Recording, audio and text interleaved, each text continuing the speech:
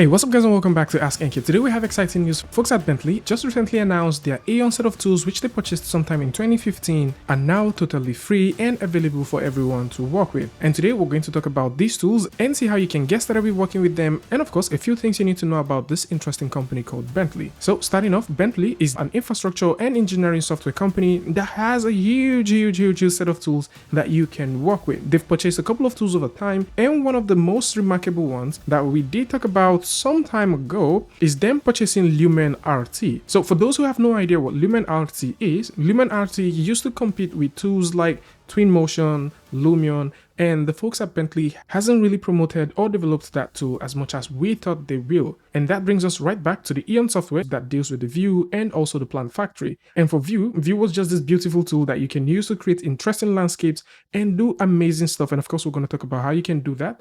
And we do have Planetary, which is also another impressive tool that you can use to do some very impressive plant creation. And these two tools are high-end tools that you can work with. Additionally, they've also released the plant catalog, which is a beautiful one. So starting off, for those who like to get this, you can simply go over to the link in the description and check this out, as this is now the new platform where you can get it, as the previous website is no longer available on the internet, which means you can only view this with the Wayback Machine. And before we proceed, it is worth mentioning, this tool no longer has update, and for the most part it is having basically every single thing that you want in terms of both USD and industry standard support. And for those who are looking for plugins that this can work with, once you start doing the installation, this installs plugins for both Maya, Unreal Engine, 3D Studio Max, Cinema 4D, and also Lightwave. So if you're wondering about that, those plugins are already inbuilt, so you can go in and rest easy. And to download this is as simple as coming over to the download section and clicking on the word download. This is going to ask you if you would like to just accept the terms and condition, which deals with the fact that you can use this literally for anything that you want, and you can also commercialize the products or anything that you create with this. However, you cannot commercialize anything that is within the plant catalog, but of course you can create yours and do some cool stuff with it. And if you like to download the View or Planetary, alongside their updates, there is a 2023 and also 2024 version of both, and this is for Windows and Mac. And for content archives, there's a 2023.3 content archive which you can download, and the same thing can also be said for the View extra tools that you can get. So with all this said, let's dive directly into View and take a look at how this actually works. And for Planetary, we're going to make a separate video for that so we don't stretch out this video so long. And one thing I need to mention before we dive in is once you open up View, this takes the whole screen size that you have. So currently we have a very interesting screen size, but we've simply just dialed it down because of the size of the content that we're making. Any adjustment that has to be done is after the welcome page. So right in here, you can see we can select how we would like to create stuff.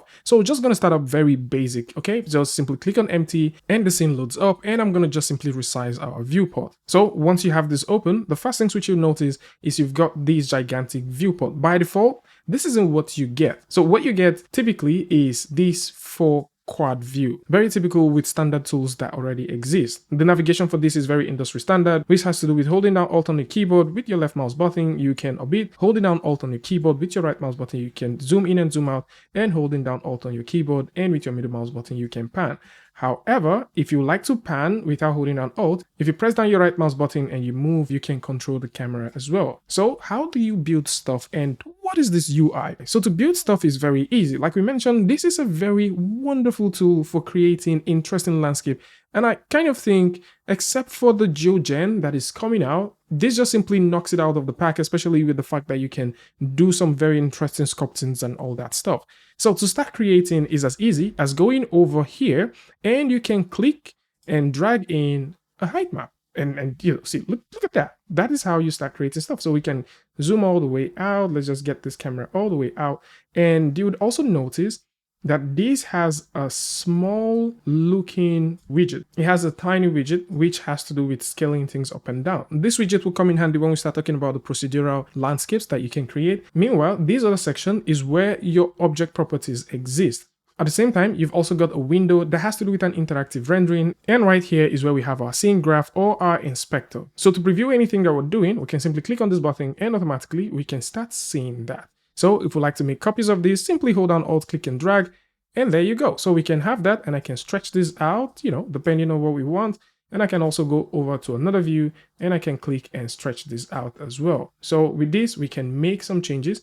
and I can just navigate across our viewport just to get things going. And if you like to make adjustment to the height map or any of these things that you're working with, of course you can. All you need to do is have this selected, and you can go over to where you have this cog, and the cog simply means properties, so you can click on that, you can go in, and from here we can start defining how we want this terrain to be. If we like to get these things as mountains, we can set that. If we like to have these things as peaks, we can set that. And the same thing can be said for like erosions and, you know, as many of these things that we want to do, we can click and just define the kind of hill or the kind of terrain that we're going for. If we like to start painting this, that is also super easy. Go over to the paint section and you can select any of these painting brushes and you can start painting. If we like to have a bit of a rise, we can do that. And let's just simply back down, go over to the radius, increase that, drop the flow a little bit. And this is what we call strength here. So we can drop that down. And of course, we can actually, let's just crank this a little bit up. And we can go in and make some of these changes. Now, there are also multiple things that you can add to whatever thing that you're making, which includes adding some surface details. So if you're done maybe sculpting, maybe you just want to add a little bit of a play tool. Let's say you go in, increase the flow, add that play tool as much as you want, and possibly maybe you just want to add a little bit of a rise here and there.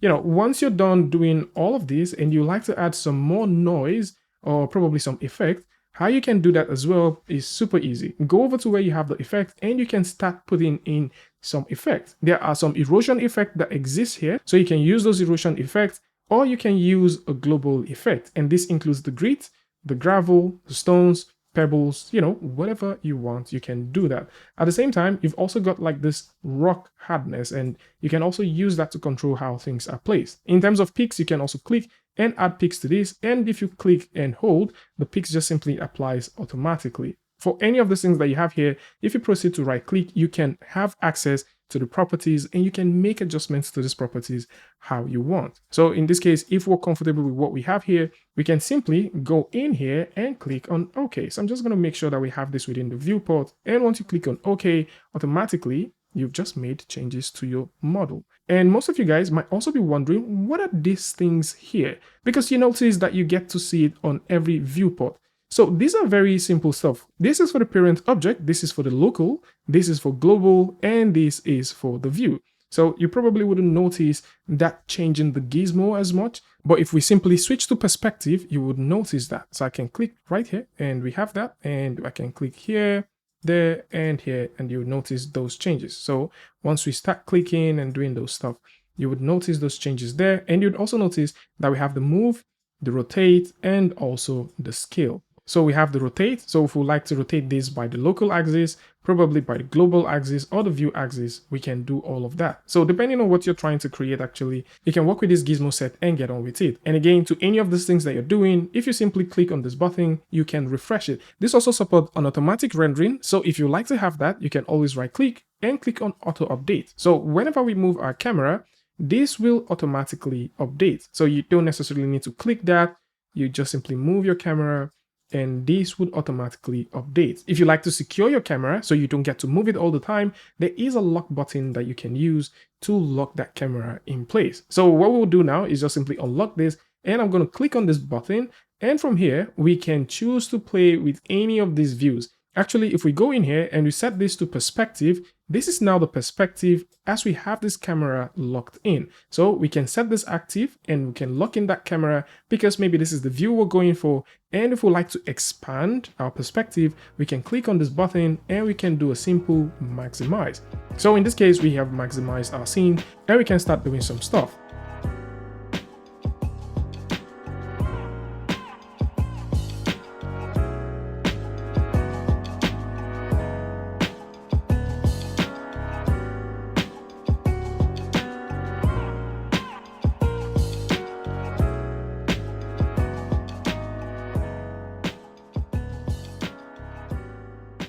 If you like to add water to your scene, you can click and hold, and you'll notice that you've got different parameters or different types of waters that you can throw in. I'm just simply going to go for the default one, which is going to be this huge ocean. So we can have that, and you can start noticing that we're having that rendering going on this side. Other things that we can do from here includes adding vegetations, throwing a couple of leaves. Probably you want to throw in some clouds. Yes, you can. So we can click on this button as well.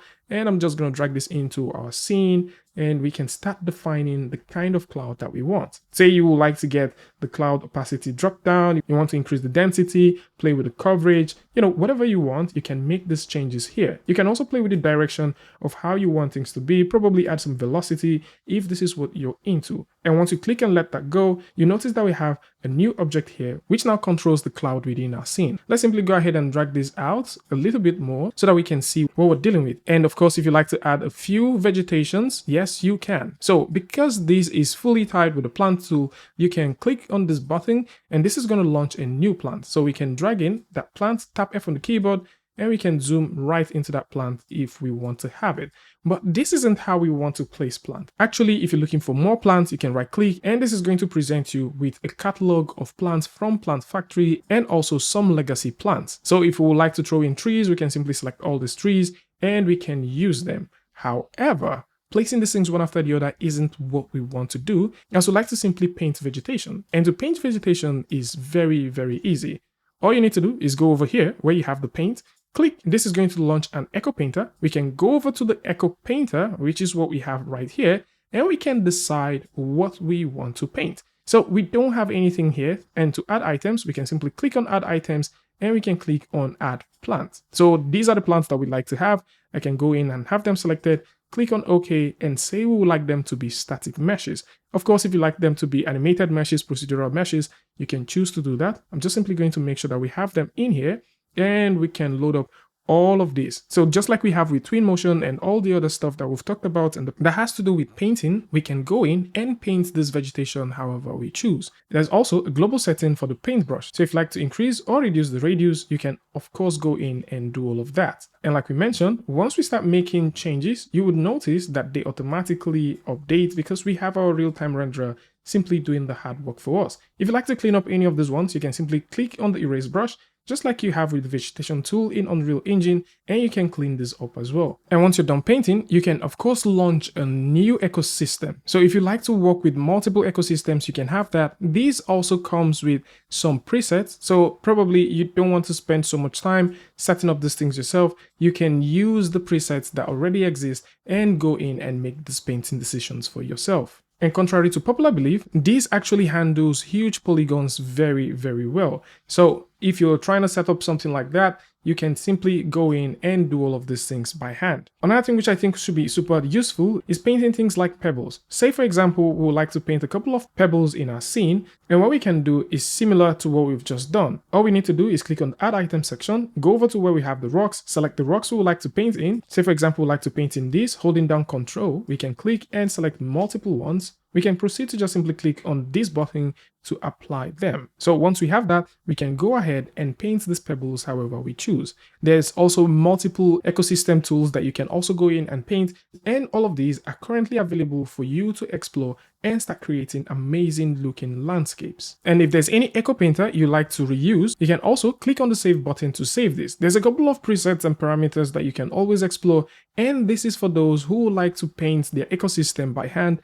and get things going. And for the plant content, if you'd like to have more, the folks at Bentley has also released a plant catalog. So you can of course click on this plus button and locate the file section where you have the catalog, and you can add this in case you want to have varieties of plants that you can spread within your scene. And if you like to play with other tools that exist here, of course you can. First off, we're just going to go in and we're going to do a hard click and drag, and we're going to get a procedural terrain because, I kind of think that we should add one more. So I'm just going to move these over to this point, and we would use the widget and simply change it. Okay, so that looks really, really nice. We can just drag that down, and we can make another copy by holding down Alt on the keyboard, and we can switch transforms with the standard tools, which is the Q, W, E, and R. So we're just going to use that to do a simple rotation. So once we have that, I can also go ahead and bring this down and position this right where I think it should live.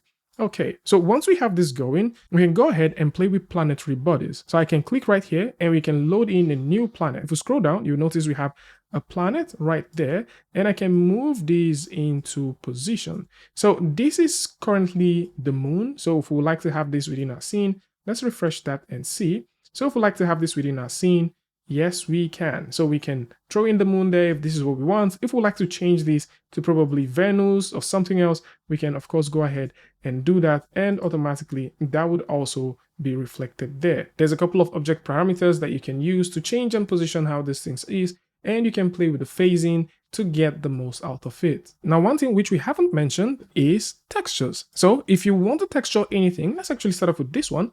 If you like to texture anything, have that object selected, and then you can go over to the object inspect, or the object aspect as it's called here, do a simple double clicking. Let's drag this into our window, and you can make changes. So if we simply double click, we can also select the type of landscape textures that we want. Most of the landscape textures you ever be looking for already exist, and there's a couple of interesting materials that exist right here. So probably we'll like to have that, and I can simply have that there and click on OK, and automatically that becomes what it is. We can of course go in, double click if we like to have an overall color. Let's go in and drag this slightly lower, make that slightly darker, and we can have it going. The same thing can be done for these other ones, so we can also go in and have them selected. Let's actually select the procedural terrain, and we can go ahead and make some changes as well, just to apply the kind of material that we want them to have. At the same time, just like you have with a simple terrain, if you proceed to double click on the procedural terrain, or if you select the procedural terrain and click on this button, you can of course go in and make some terrain editing if these are things that you're going for. So probably we might want to convert this to a canyon. We can go ahead and do that. Let's add some critters to these and probably terrace it just about that much. Okay, so once we have that, we can also click on OK, and now we have this right here. The same thing that we just saw with the previous ones for the textures is also the very same thing that we're going to do for this one too. So we can have that and click on this button to preview what they look like when we're done with the final rendering. So you can proceed to add as many textures as you want and stylize the scenes to your heart content. And with this ready, if you like to see the material summary, probably you want to see what you have in your scene, you can. So you can simply just go over to your material summary and you can see all the materials that you have right here. So we can also go in, have the scene selected, and choose to expand that if we want. One final thing which I think a lot of you guys may also want to see is this even animated? As much as you can place all of these things in here, you can go in and throw wind and other kind of effects to drive your scene. So if you like to hide, lock and unhide stuff, how you can do that is very simple. Say for example, we like to hide this terrain, what we can do is click on this button. So you've got 2 clicks. The first one would lock the object, so you cannot move the object. And the second one is definitely going to go in and hide it.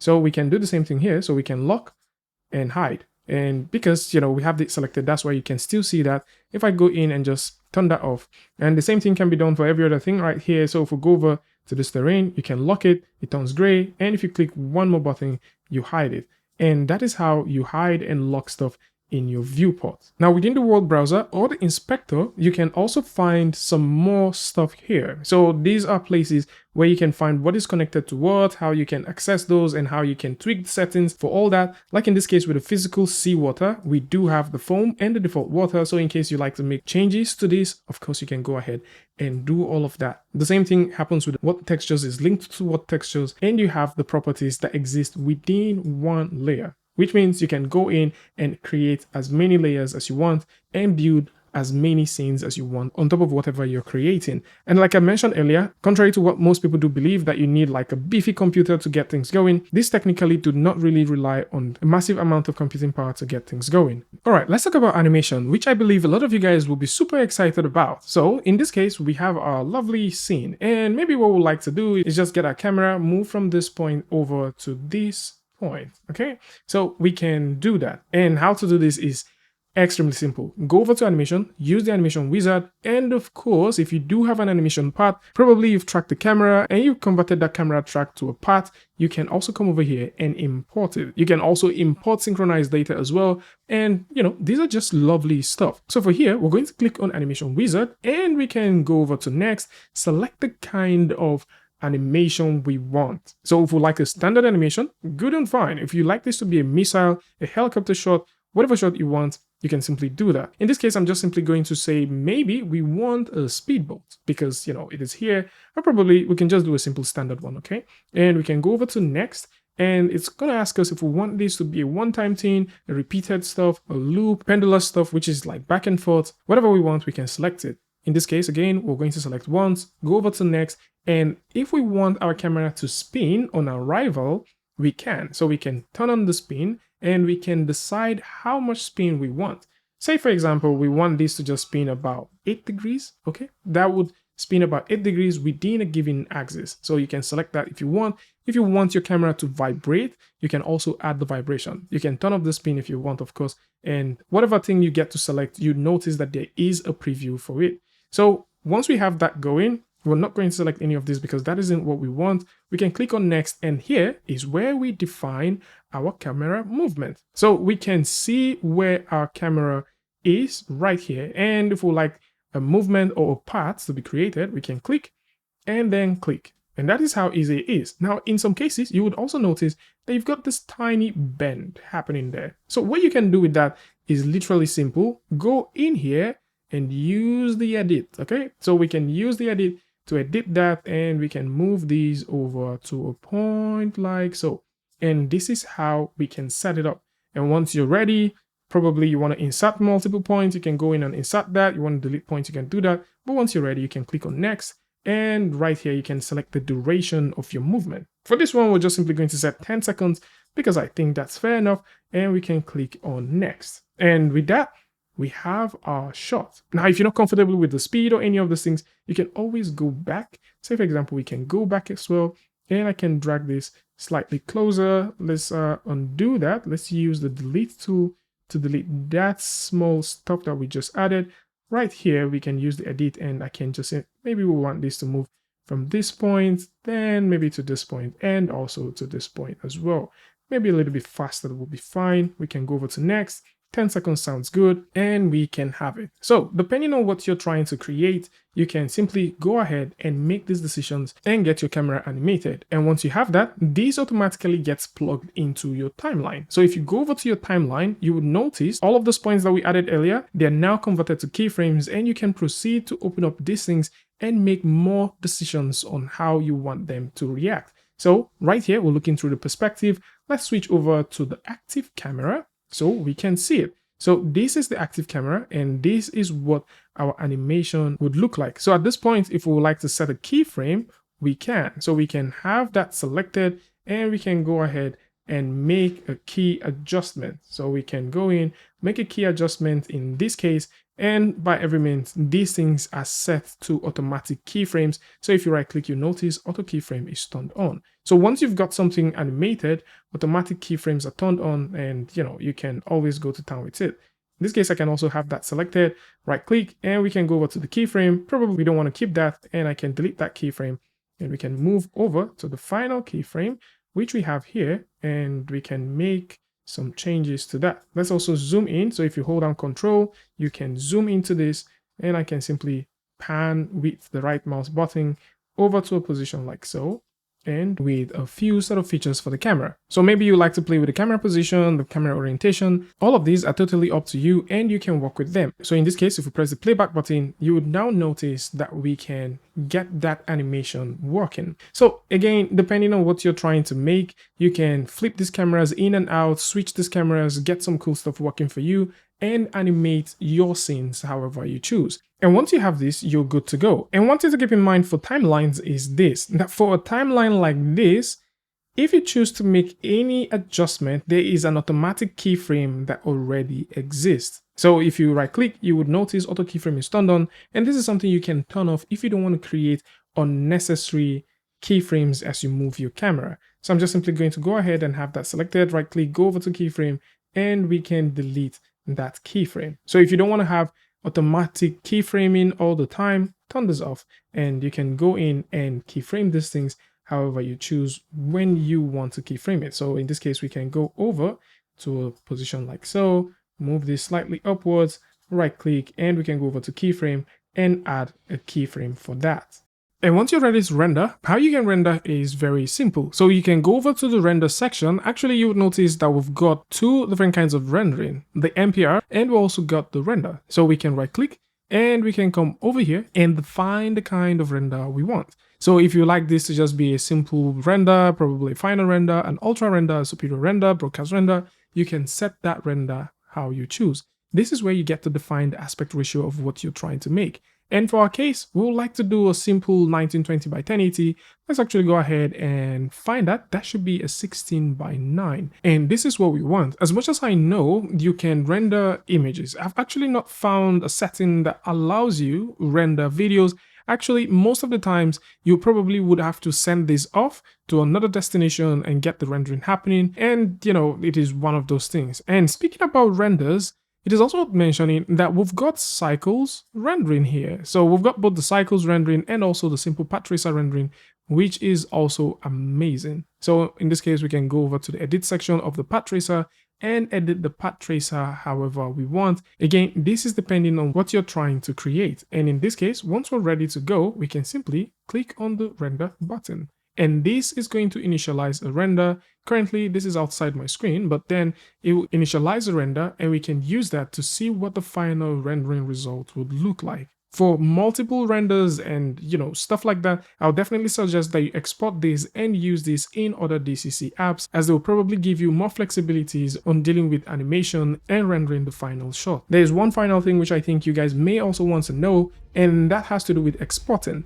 So you can export your entire scene as both FBX, Alembic, and also USD. This is a 2024 tool, which is definitely future-proof for a very long time. Of course, updates may not be coming to this after this particular release. Probably patches and all that might be the only thing coming to this tool. But for the most part, if you're looking at exporting this, probably you want to use it for ZBrush, or probably you want to use it as an Alembic file, then you can go ahead and see these things for yourself and export them to the desired file type that you want. So this is it. Vue is now here, and a huge shout out to the folks at Bentley for making this one available. Of course, we're going to make another video where we're going to talk about the incredible Plant Factory tool, which they've also announced with this. And for those who would like to see it and probably follow us through a full walkthrough, then links to that will also be in the description of this video, and of course vice versa. Tell me what you guys think about this one in the comment section, and of course if you like this video or any something from this, you can go ahead and give a like and don't forget to share with a friend. And I'll see you guys in the next one.